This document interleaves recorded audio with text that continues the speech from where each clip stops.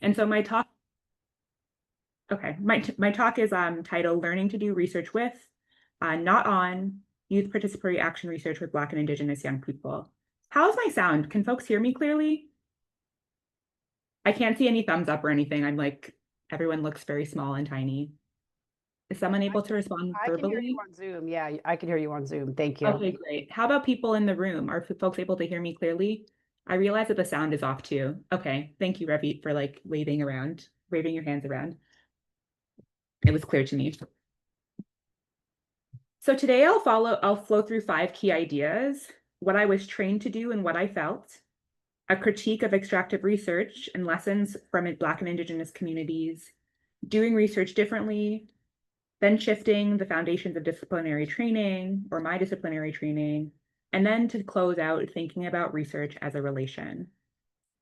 These 5 sections reflect both my experience as a graduate student and the way those experiences continue to shape, as I mentioned before, my current research practice. 1, what I was trained to do and what I felt. As I mentioned before, I was raised in a suburb on the outskirts of Toronto called Mississauga, on the lands of the Anishinaabe and Haudenosaunee peoples, by a working-class Caribbean mother and in a Caribbean church. Growing up with these peoples and with these places, or in these places and with these people, taught me a lot about race, class, gender, and sexuality before I had the language to explain it on my own. I began growing some of the vocabulary to more fully describe my own experiences when getting my undergraduate degree. But even without the words, I had the sense. I could sense when I was not welcomed. I could sense when places and people were hostile or racist, and I learned to trust that. I learned to let that lead me. This trust in my own felt sense or felt assessment when something was off led me to my work now. When I started my PhD, so this is like very long, it feels like so long ago, but when I first started my PhD, I wanted to do a comparative analysis of 2 Black neighborhoods in Toronto. Growing up, these neighborhoods were described as bad ones, as poor, as violent, and as Black. I entered the PhD program right after my A, thinking about these ideas or thinking about these communities to go into them and assess them. I was told that it was a strong project. And when I got accepted into 2 fully funded PhD programs, this indicated to me that this research might be worthwhile. But as I moved through the program, I began to realize that studying racialized communities, especially 2 communities I wasn't a part of, although common in the field, was not what I wanted to do. It didn't feel right to do, and yet I didn't have the language to narrate why. Even still, I knew I did not want to study people as the objects of my analysis. I wanted to do something else. I didn't know exactly what that was yet, but I knew it was different from what I was being trained to do. I wanted to do research about something I was invested in, something I was a part of, not separate from, or not outside of. The shift came at a cost. I was on the verge of being pushed out of my department for changing my mind, changing my focus, and changing my decision. Up until that point, my training had taught me to produce research that told stories about Black and Brown communities, stories that often emphasize crime rates, gang violence, or dysfunction. I started to reckon with these choices I was making, what kinds of research I was willing to do, and what kinds of stories I was refusing to tell. I felt this tension in my body long before I had the language for it, or before it being introduced to what Audra Simpson theorizes as refusal. Even still, I began frantically searching for other ideas, for other scholars, for other spaces that cared about Black people, that centered Black life. And when I joined the Tkaronto Circle Lab, founded by Eve Tuck, everything shifted.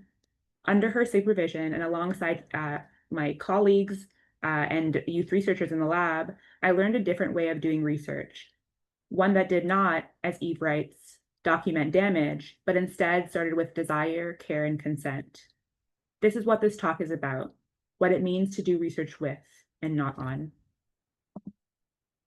2, a critique of extractive research, lessons from Black and Indigenous communities.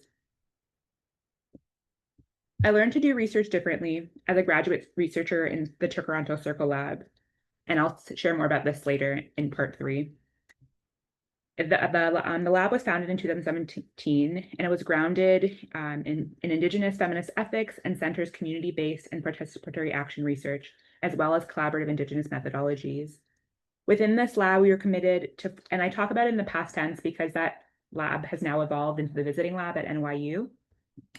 So I'm talking about it in past tense here.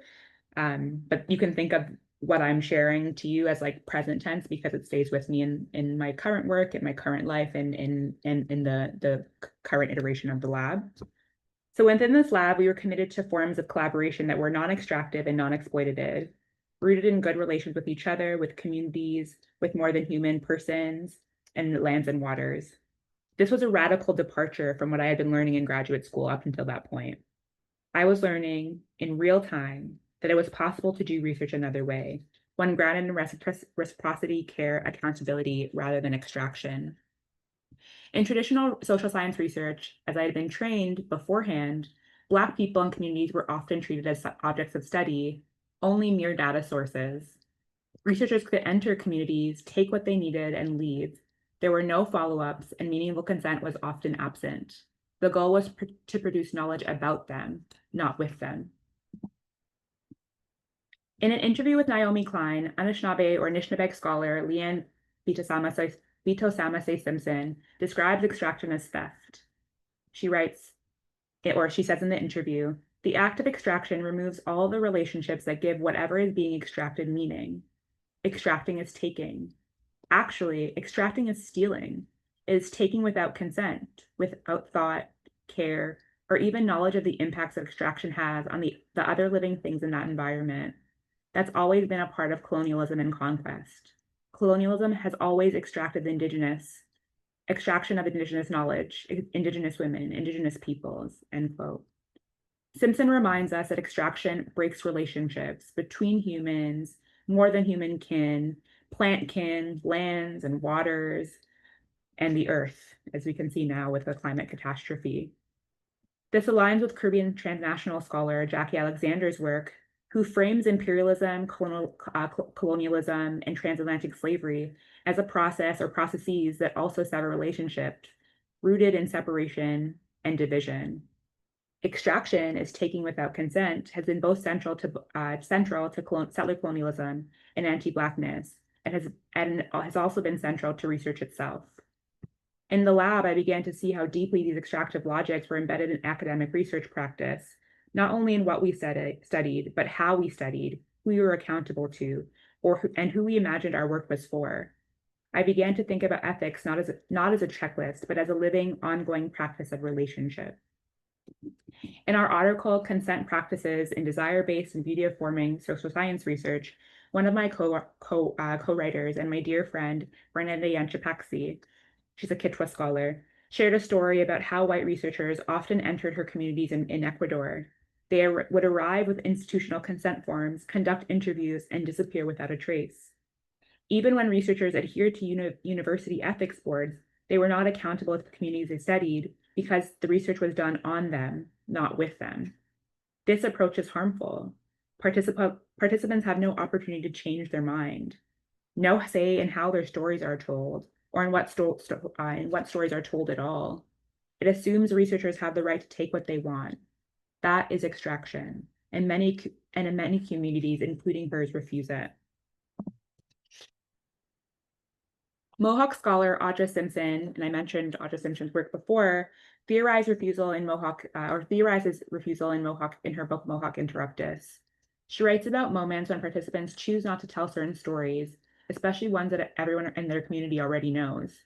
Simpson, who is herself a Gawanaki Mohawk, knew what that meant, but refused to write about the stories that they didn't want told. She shows that refusal can be a practice of care, a way of protecting knowledge that does not need to be made public or does not need to be known outside the community. I take a similar approach in my work. Sometimes I choose not to ask for more, to let what is known remain unsaid, and to listen closely to the stories participants want to share. In this way, refusal becomes, and as Audra Simpson states, suggests, it becomes an ethical stance, a way of honoring what is private and is not mine to even share at all.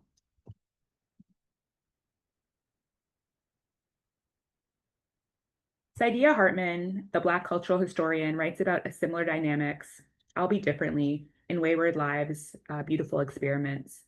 She examines trial records, case files, prison reports, some photography, and sociological surveys, and notices how these archives told stories about Black girls, stories that cast Black girls as problems. She describes how social reformers and social scientists went into poor Black communities on what she calls, and I quote, slumming expeditions to document only ugliness, end quote, to fixate on poverty, to fixate on crime and difference as a summation of who these Black girls are. In writing about W.E.B. Du Bois, who's a Black sociologist, Hartman reflects on the refusal of Black people to be studied in those communities. She recounts how when Du Bois knocked on doors in the 7th Ward of Philadelphia when he was doing research, he was often met with suspicion, long, hard stares, and withholding faces. Hartman writes, most residents of the ward knew to be wary of the ones studying them. How could he explain the purpose of his study? To educate the world about how the Negro lives and the reasons why we are forced to live as we do? Who was he? Nobody. He was just a stranger prying into their lives and asking intrusive questions. The white world, he wanted to tell them, is ignorant of our circumstances. If we educate them, we can change our condition. In the 835 hours of conversation with 5,000 people in the ward, they all asked, why are you studying us? Wouldn't it be better to study white folks since they're the ones who need changing? They wondered what Negro was earnest or naive enough to believe that truth alone would change white people, as if they were blind to the world that they had created, or didn't know better than to treat Negroes like dogs. We ain't specimens, some of them said, end quote. Hartman emphasizes that residents resisted being treated as specimens. They understood that research often meant being observed, not truly understood. Refusal, as Audra Simpson writes about, the act of withholding or not participating in extractive knowledge making is not silence. It's a declaration that some stories are not for researchers to take. Some stories are not for the institution to know about. Eve Tuck refers to this type of research as damage-centered research, focused only on documenting pain, loss, or suffering in Black and Indigenous communities.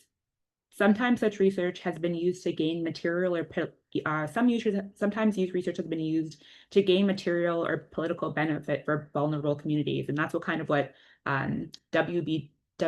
Du Bois was trying to do by like documenting how folks in the 7th Ward in Philadelphia lived. But documenting damage is a flimsy theory of change. So an idea about how change happens is a flimsy one. Even when suffering is illuminating, it does not guarantee that those who have power or those with power will act differently. And often it becomes the only story about that community that's told once researchers leave. This echoes the questions raised by the residents of the 7th Ward, who said, as if they didn't already know, or didn't know better than to treat Negroes like dogs. These are just a few examples of the ways in which researchers have gone into Black and Indigenous communities to take what they need without permission or consent, without accountability, and without giving communities multiple opportunities to say no. These breaches of consent extend to stories and bodies and cultural artifacts, which I'll touch upon a little bit later.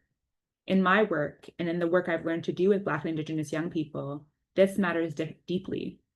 As peoples made vulnerable through colonization, slavery, and genocide, it is especially important to interrupt these extractive logics of research by prioritizing consent, care, and accountability. I'm grateful that I trusted my own felt sense of hesitation when I first entered the first PhD program that I entered, which led me to seek out other kinds of relations. And I mentioned before, relations that are grounded not in competition or extraction or harm, but they're grounded in reciprocity and respect and responsibility to the people that we're making our research with. 3, doing research differently. I joined the Tkaronto Circle Lab, and I mentioned this before, around the time I was being pushed out of one of the the first PhD program I entered with the desire to do that comparative analysis that I was talking about at the beginning. So that when I was pushed out of that program, I entered at the Women and Gender Studies Institute at the University of Toronto. And so one of my first roles in the lab was as a co-facilitator in the Youth Participatory Action Research program called Making Sense of Movements. And so there's an acronym for Youth Participatory Action Research. It's called YPAR. And so I'm going to use the word YPAR instead of saying the long name in what follows.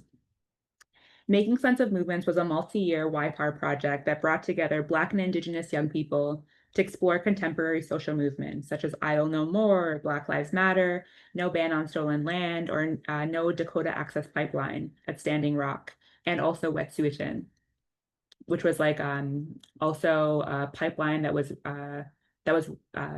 being built in Wet'suwet'en territory in British Columbia. Hereditary chiefs of Wet'suwet'en did not consent to the pipeline, and the pipeline was built anyway against their consent or permission. And we thought about with young people how these movements shape their everyday lives, their communities, and visions for the future. The program ran as an after-school collective facilitated by the principal investigator, which is Eve Tuck, and then us as graduate students and community arts practitioners as well would come into the program to share what they knew with young people. And so before joining the lab, I had never encountered YPAR. I didn't know what that was. I hadn't heard of it before. And facilitating MSO. So when I began facilitating MSOM, which is Making Sense of Movements, at the same time that I began reading Black, Caribbean, Indigenous feminist scholars, transformed not only how I thought about research, but also how I practiced it. I learned that YPAR is about doing research with and not on young people. It treats young people as the experts of their own lives and as producers of knowledge, as able to produce knowledge or as able to generate knowledge produced about them. In MSOM, youth co-researchers designed their own research projects through a series of facilitated collective decision-making activities. They explored the relationships between social movements and their futures through creative and collaborative methods. And so they produced art and photography and a youth-led podcast called Say Word. And the podcast centered on themes like belonging, school pushout, and border separation. And in the final phase of the project or program, youth co-researchers designed and conducted a study on the issue they were most passionate about, school pushout in Toronto. And so they interviewed Black and Indigenous students and created portraiture pieces to reflect their experiences. One thing I wanted to note is that YPAR comes out of critical youth studies and understands young people to be the experts of their own lives. And I mentioned before, is able to contribute to knowledge produced about them. And one of the things I think is so remarkable is that in critical youth studies, young people, or like the category of youth, is not thought of as a developmental stage between like childhood and adulthood. It's understood to be a social position, where so young people are understood to experience racism and classism and homophobia and transphobia and sexism. I'm not sure if I said that already. And so they are actually best suited to be able to contribute to knowledge produced about them. And so I appreciate YPAR so much because it understands that young people are able to make social change and make change towards or contribute to social transformation. So through this work, I learned what it means to do research in good relation with young people, and not just young people, but with colleagues and community collaborators. This practice centered on collaboration. So these are 4 things that I'll discuss. Sorry, this practice centered on collaboration, consent, desire, and also emphasized being in good relation, not only with one another, but also with lands and waters. And I'll speak briefly to each.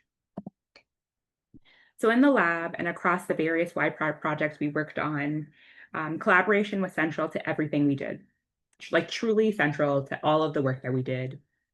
We made collective decisions about curriculum and program activities and supported one another as facilitators. This was also true for young people in the program, whether they were doing the Say Word podcast or their research on school pushout. We facilitated like so many decision-making activities that invited them to contribute and make choices collaboratively.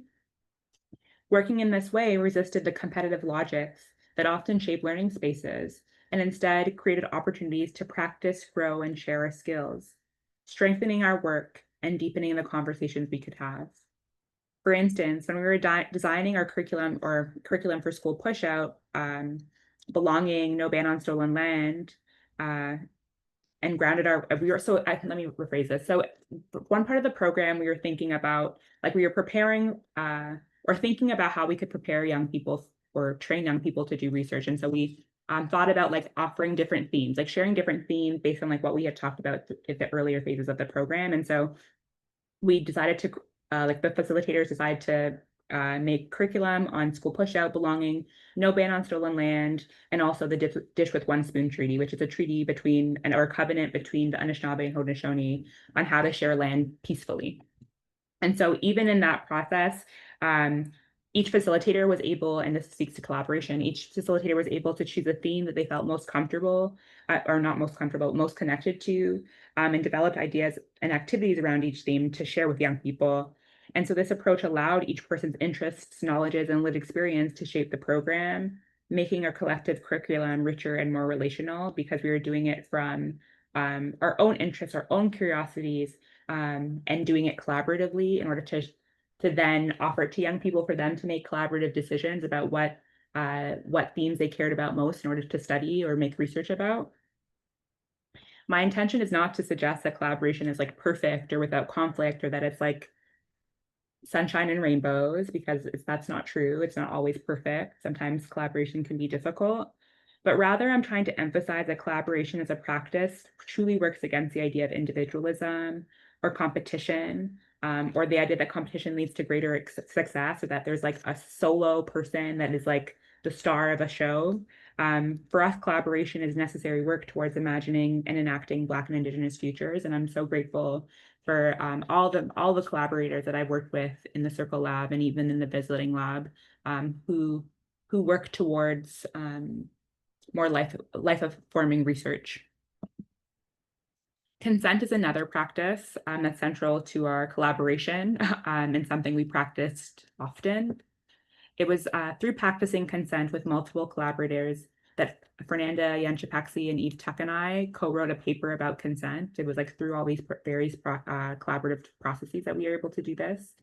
In our lab, we learned to think intentionally about consent and to have regular conversations about it.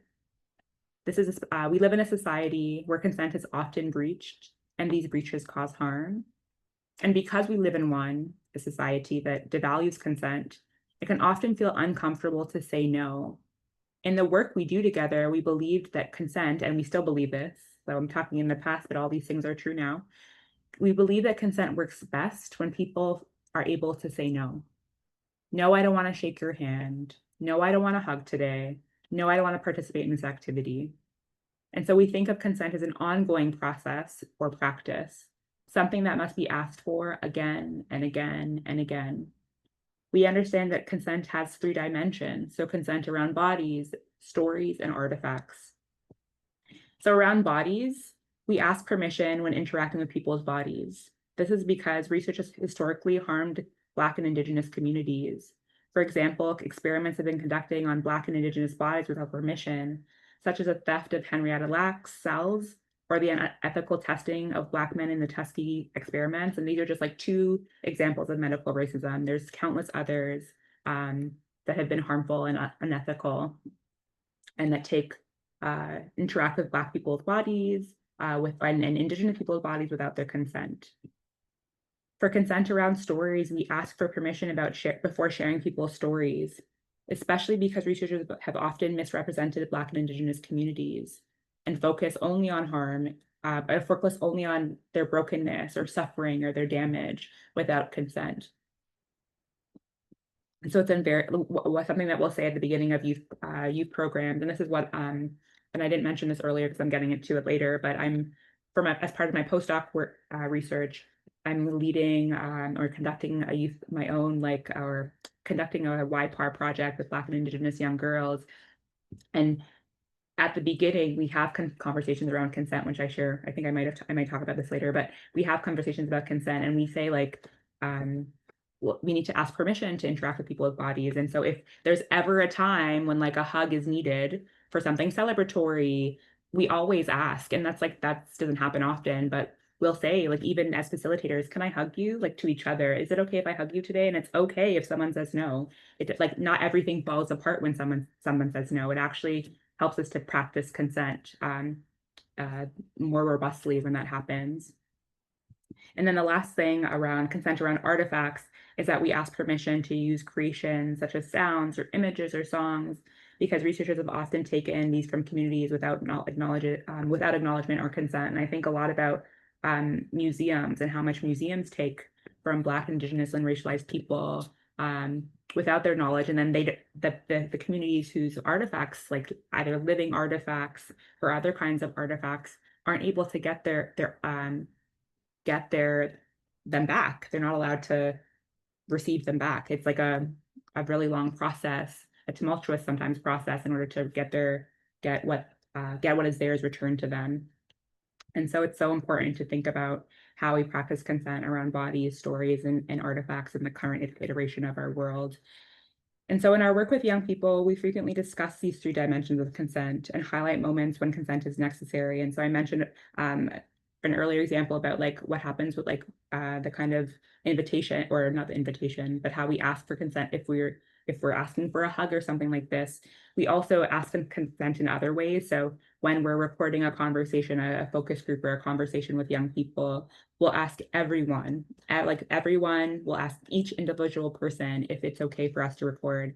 And if one person says no, we will not record that conversation. And we don't try to get around it. We just do not record that conversation.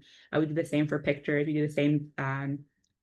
The program that I'm leading started last week officially, and I mentioned this later too. But yesterday we went to the wet lab, which is like a very large aquarium and a field station located on Pier 40, right next to the Hudson River. And so they caretake for different fish species and other kinds of species that live in the Hudson River, using like the waters of the Hudson River.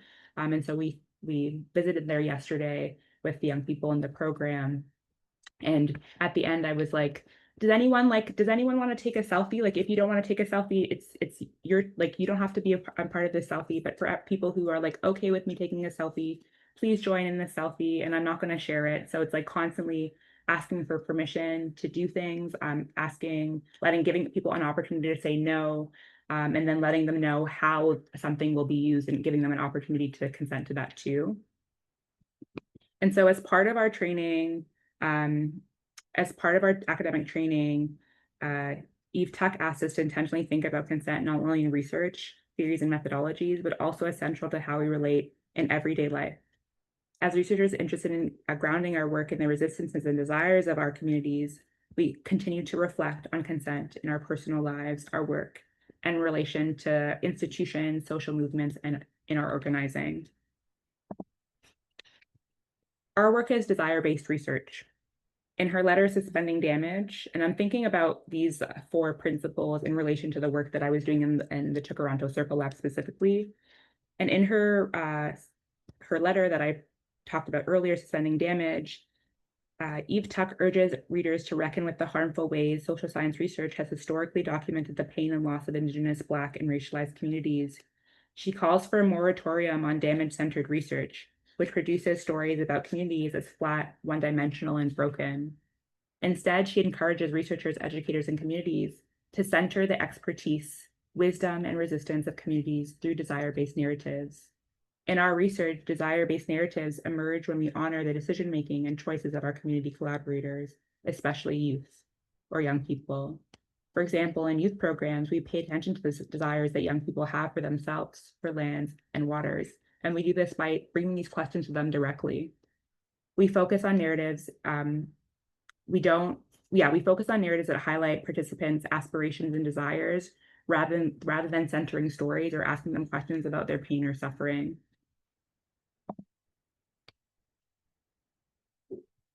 We also prioritize being in good relation. This should say being before the in good relation. So being in good relation. This means centering consent and the desires of communities, while also practicing an ethic of care and accountability with people we collaborate with. And I mentioned, and I'll keep mentioning to the end of time, this includes accountability to more than human persons and to lands and waters. Building on the Cree scholar Sean Wilson theorizing on relational accountability, Tuck and McKenzie define relational validity as social science research that honors responsibilities to human life, other living beings, and as I mentioned before, lands and waters. They illustrate how Indigenous methodologies are guided by Indigenous worldviews, cosmologies, and ethical beliefs. And in this way, these approaches inherently connect Indigenous social life um, and connect Indigenous social life as always like grounded in relationships with place, lands, and waters. And so in this way, we do not understand lands and waters as a mere backdrop for human activity or as natural resources that we like for our using or for our taking. As I've learned from Indigenous feminist scholars like Leanne Simpson, like Eve Tuck, like Melanie Yazzie and Kutcha Wrestling Baldy, lands and waters are relations. They're living beings that we can learn from and which we're accountable to. And so if doing research requires centering collaboration, centering consent, centering desire, and being in good relation, it also demands rethinking the very foundations of our disciplinary training, and in this case, my disciplinary training. 4, shifting the foundations of disciplinary training. In my doctoral research, and now my postdoctoral research that I mentioned, these 4 practices shape how I think about participants, what we spend time reflecting on together, and how relationships shape knowledge production.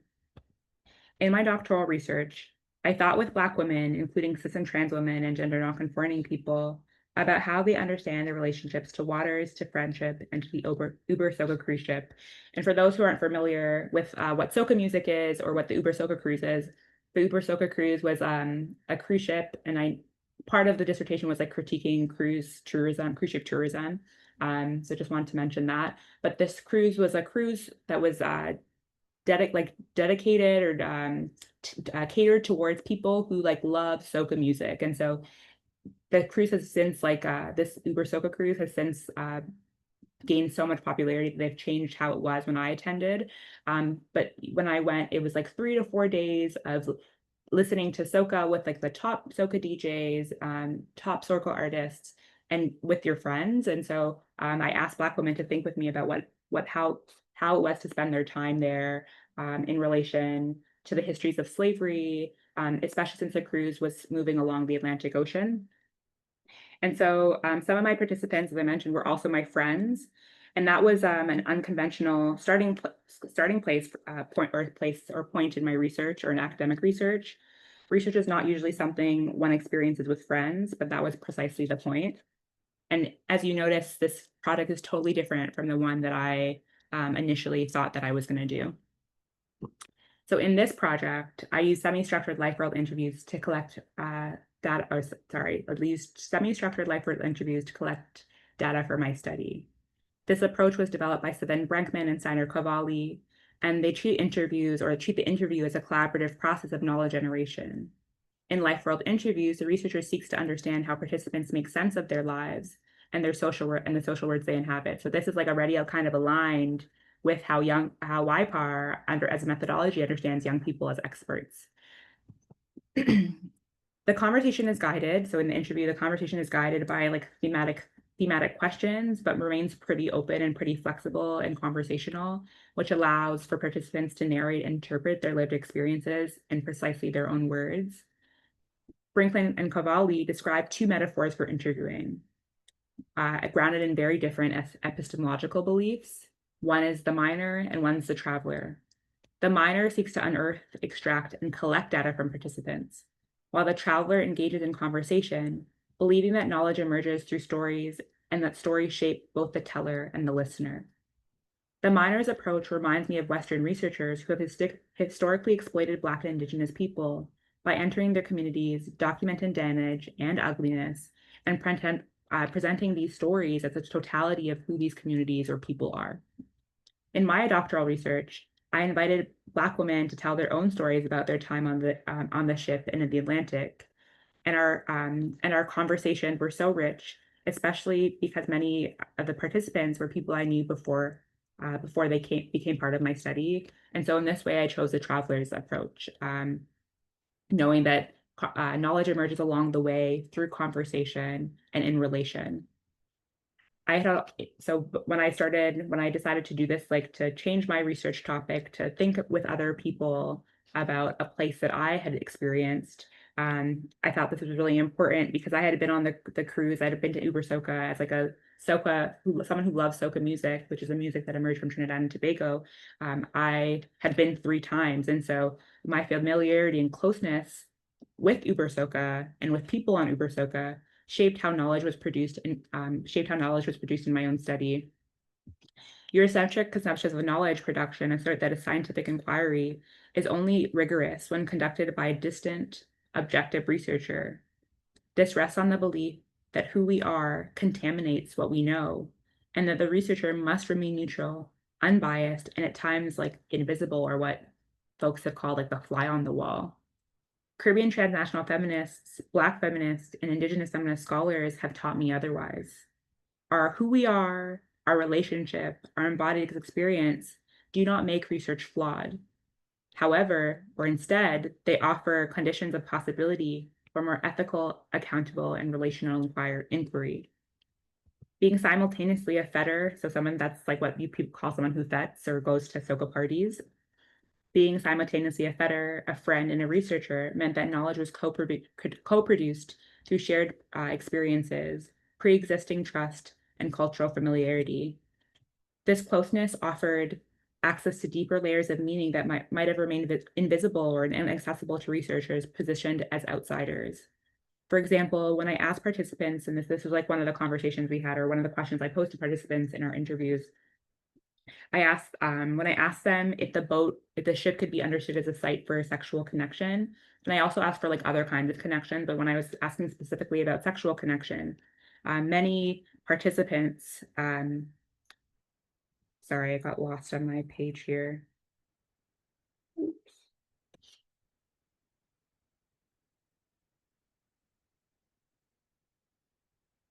Yeah, okay, sorry, I got really distracted, or not distracted, but lost on my page. When I asked participants if they understood the boat as a site of sexual connection, many chose not to pursue that line of discussion. Similar to what Aja Simpson theorized about refusal in Mohawk Interrupts this withholding was meaningful, and I chose not to ask for more, as I mentioned before. I chose to let what was known remain unsaid, and to listen closely to the stories participants wanted to share and did not want to share. And because had been on the Uber Soca cruise, and many of my participants were my friends, I was able to recognize this refusal and listen and take heed to it, and not push for more, and not ask for more, and not like ask follow-up questions, because I just knew that this isn't a story they did not want to share. My current postdoctoral research emerges from 2 lessons that I learned from Black women in this study. And I learned so many beautiful lessons from my participants in my doctoral research. But these are 2.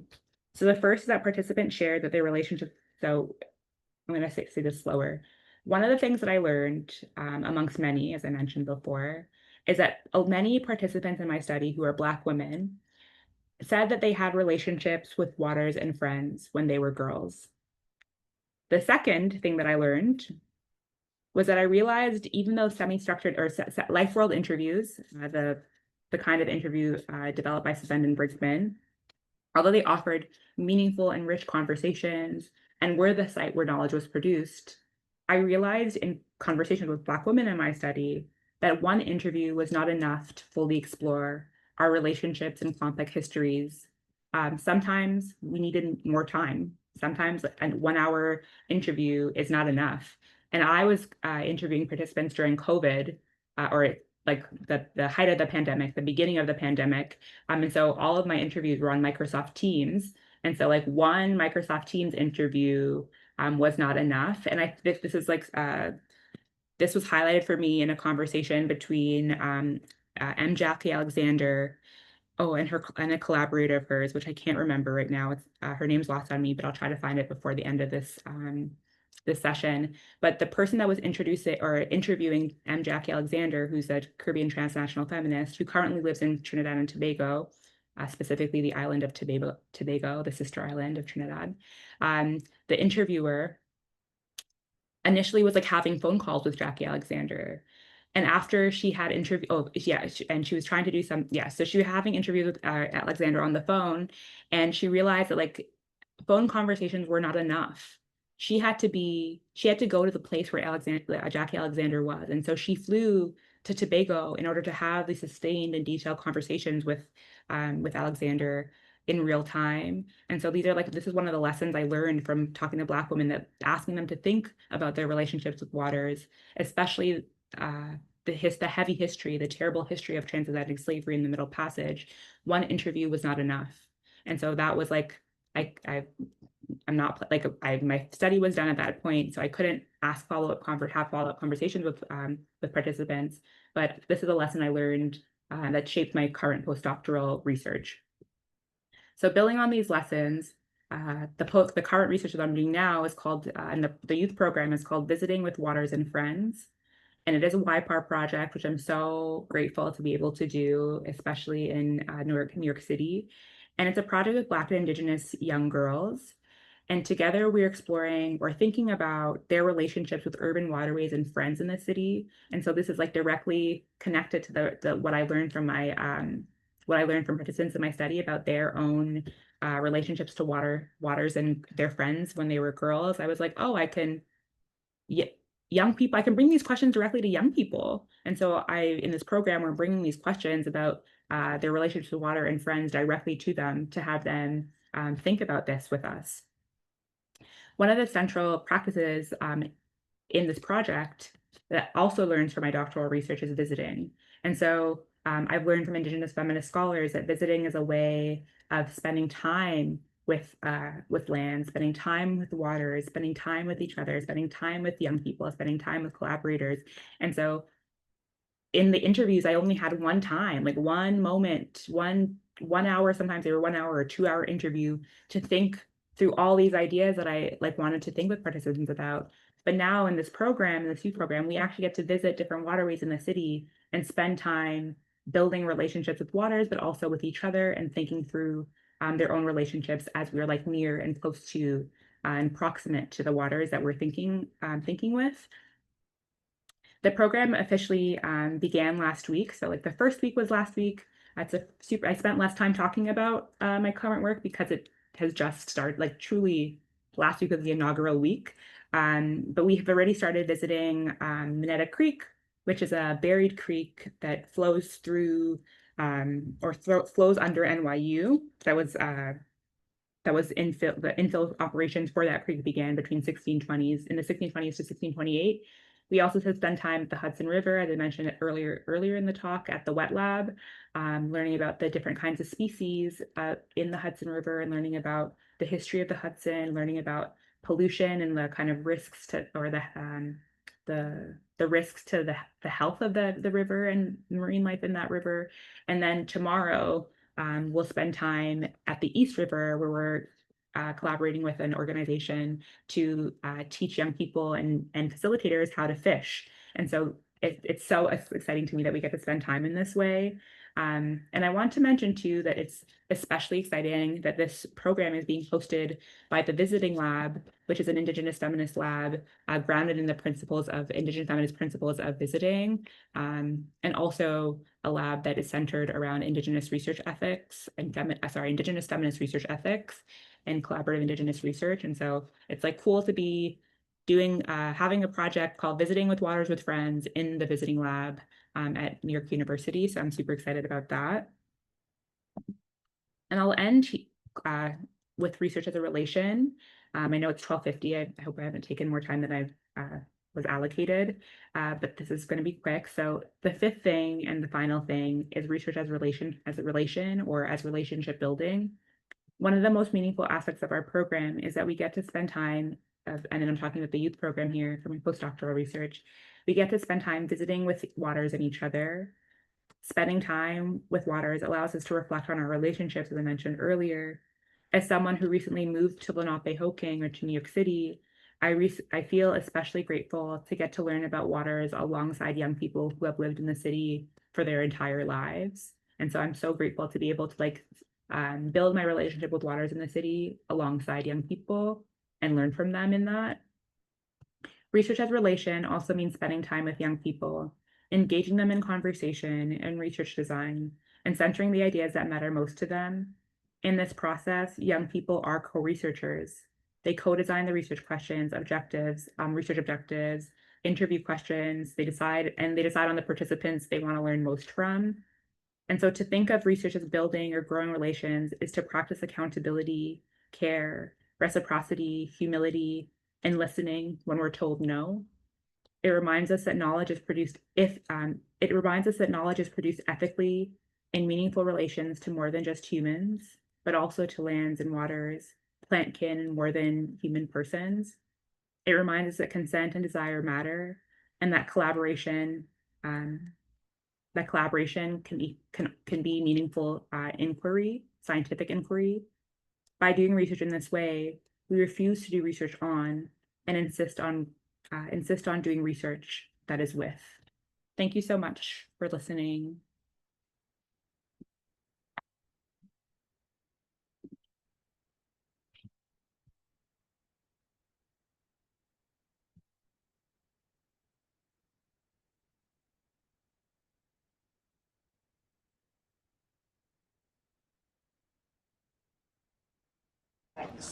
Hey, you're not muted anymore? Okay. Sorry, we muted so that the noises from here wouldn't be disruptive to the folks online. Thank you so much, Dr. Nixon. This was it's different than the methodology that I think most people use. So it was really illuminating to hear what this looks like in practice, what are the considerations that you have, and the sort of the road that you've traveled in thinking about these really different ways of doing a more caring and ethical kind of research that lifts rather than documents. Mm-hmm. And I wanted to open it up to the room. We'll do questions both from people who are on Zoom. So if you have questions, please put them in the chat. But we'll start with the room. Any questions for Can I make a Dr. comment? Yes. So Dr. Nixon, thanks for that. I appreciate it very much. I just want the doctoral students in this room to hear what Dr. Nixon has said about her journey and her positionality, in that she didn't just do the dissertation that she was supposed to do, and she was very brave in saying maybe this group or this thing isn't for me, even though there's money attached like livelihood. And I think that to me is a message I keep on trying to get across to doctoral students, is that you have to love it. And when you love it, it helps sustain you as when you go through some of the low points. It's been very elevating, but I know there are low points. The other thing I wanted to add is I love the way you're thinking about the limitations of traditional ways of thinking about conversations with participants, regardless of whether, I know you were during collecting data during COVID, one of the most exciting times for me to supervise doctoral students, to come up with new methods on the fly. But I also think, I think there's some really interesting feminist methodologies out there, and I think people, particularly post-human scholars. And so I would just encourage you to keep on writing about it. I think I'm going to use your paper on consent with doctoral students, because I do think like walking pedagogies, and a lot of people use the term YPAR, but thinking about how we adapt, shape methods in keeping with that are a sort of co-constructed with our participants is very exciting.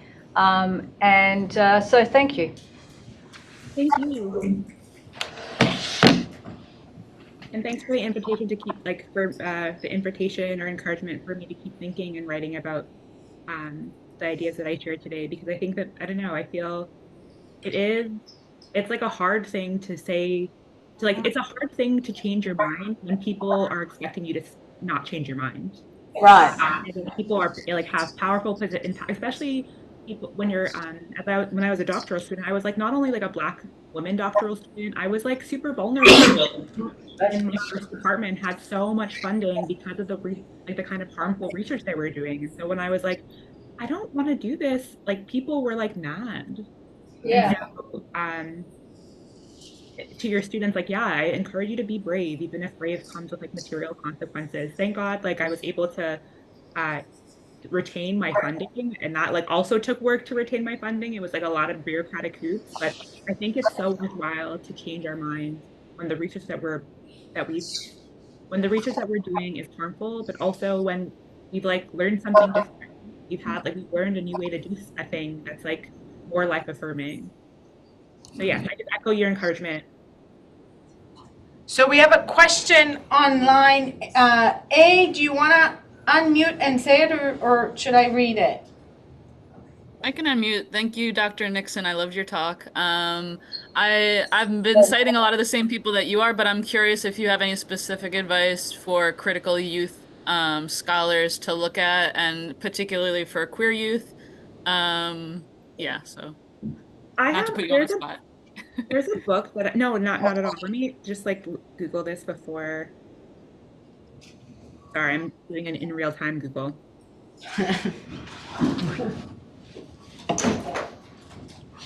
And I'd also be happy, because we have 3 minutes left, to take your email and then also share them with you via email if that's quicker. Great, yeah, that works. Yeah, I could do that too. And then like taking the time to Google. And I can make sure we make the connection. I'm Okay, actually great. interested in that too, as well, the work with queer youth. Other questions? Dan, I thought I saw your hand up. So thank you for this presentation and how thoughtful you are about your methods. I really appreciate it. I'm curious in how you navigate, given this perspective on research, how you navigate institutions. I'm particularly thinking about IRB boards that have particular ideas about doing research, and you were talking about constructing kind of interviews with participants. It's hard to then send IRB sample interview questions like they always want. And funding agencies that, you're writing a proposal for a funding agency and they want you to specify your research methods, how much can you specify, given the research is in relation. And I'm just curious how you navigate, some of those institutional spaces, given the perspective you're bringing to research that they usually are coming from a more traditional standpoint. Yeah, thank you for that question. That's a really great one. I'll answer in 2 parts. So the first part is, yes, like we're not trying to researchers we're always accountable to IRB, like institutional IRB boards of universities that we work for. I think what's important to think about is that what IRB boards understand to be consent, or what they understand to be ethical, can also be more capacious.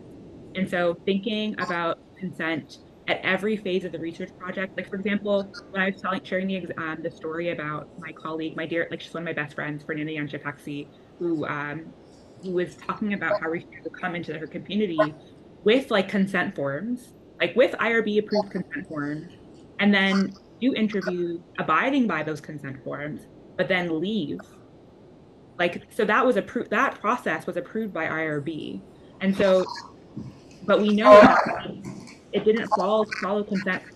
Consent wasn't an ongoing practice, and consent wasn't followed all the way through. And so I guess my answer to you is IRB, like following IRB protocol is really important and like necessary, especially with the unethical research that's been done, which IRB is often trying to prevent, or preventing risks from the university or something like this. But I also think that thinking about consent more capaciously, or thinking about collaboration more capaciously, allows you to think I don't know how to phrase, to think beyond the bounds or limits of IRB boards. Hopefully that was clear. So it's like thinking of a collaboration, consent, care, and desire from the starting point to the finish is also a really great suggestion that I've received, and how I do my work, and so that's something I'm offering to you. And then the second question was about like proposals for grant applications and things like that. I don't know what that looks like in this current political climate. And so I haven't applied for anything in this current political climate where there's words that you can't say, or there's people you can't be trying to attend to, so I haven't done that yet. But I think that part of the way that I have learned to do research is being genuine and being honest. And so if that means that my proposal is not getting chosen, or I am like eliminated from a very competitive application process, I will do that to be true and genuine in the work that I'm doing. I don't know if that helped answer your question. I know that time's up, but. Yeah, thank you. Thank you. I think that that is one of the most challenging things, is figuring out how we do this sort of work in these. I mean, it's never been easy. It wasn't easy when you were doing your doctoral studies and before, but doing it now is a whole nother kettle of fish. And I think we're learning, right? We're like learning on the way. We're learning, like people have had to be subversive before. And so we're just like learning in real time. Yeah. Thank you so much. I honestly cannot thank you enough. I think that people learned a lot and are taking quite a bit from this talk, and will follow up with your readings. And I know there was a request for the references and the people that you cited. If there's a way that we can get some, that would be phenomenal. And thank you again, and have a wonderful, wonderful rest of your day. And thank you for sharing all this. And I can send you a list of people. For the person that asked about the queer studies, I'll send you a list, Ravi, of people that I talked about today, scholars that I thought with today, and then also additional resources for you. That would be wonderful. Thank you. We really, really appreciate it. Okay. Thank you. Thank you so much. Take great care, everyone. You too. Bye. Go ahead, I'm trying to figure out. All right, thank you, people. Appreciate you being here. There's another one next week specifically for students, so tell students, grad fund's coming to town.